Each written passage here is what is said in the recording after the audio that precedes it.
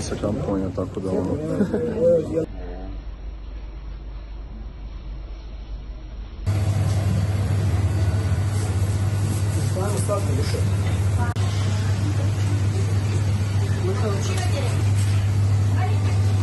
Ovo bar pršano, da, nije loše. 180 dinara, ruti.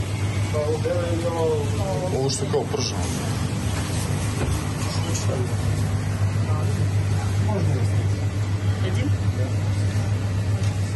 Evo nas na pumpi u Rusiji, Altaj, planina, i ovdje imamo nešto što se zove čebureki.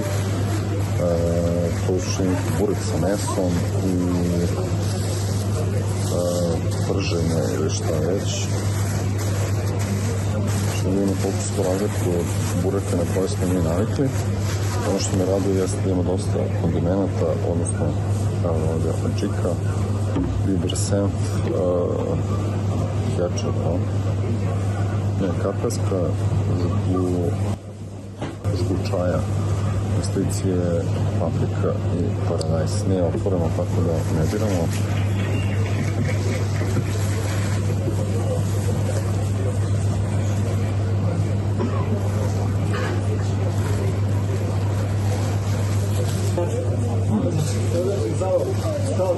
Bukvalno to pljekao, recimo 150 džija.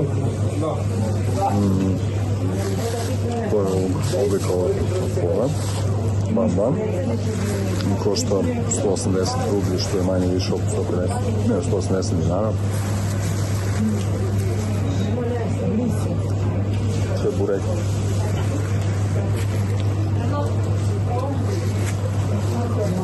Cene su pristupačne. Sve što uzmete podgrevaju u mikrotalasnje. Ova džika stoji na stolu i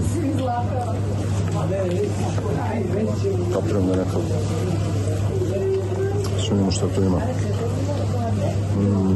Voda, pasta, paradajza, pire jabuke, šećer, sol, nešto iz skrov, vjerojatno iz krompira,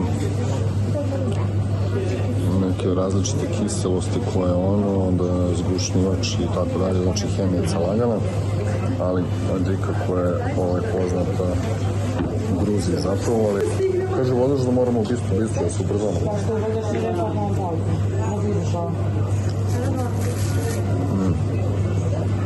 Voda je ukus, ovo je poprično jednolično bez ovoga. Ovo je bukvalno pljeka u nekoj tortiljici.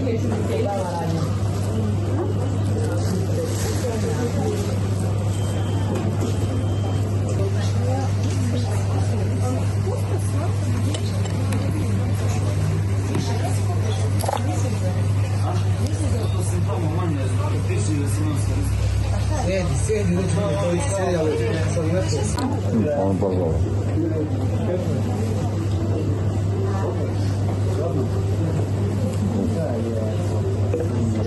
I ova džika prilično ukusna i dodaje pojačava ovaj ukus.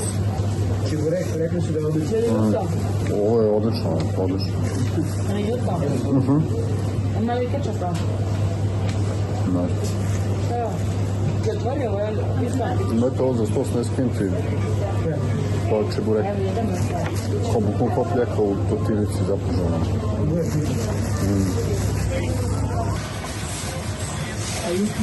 Jesti batis.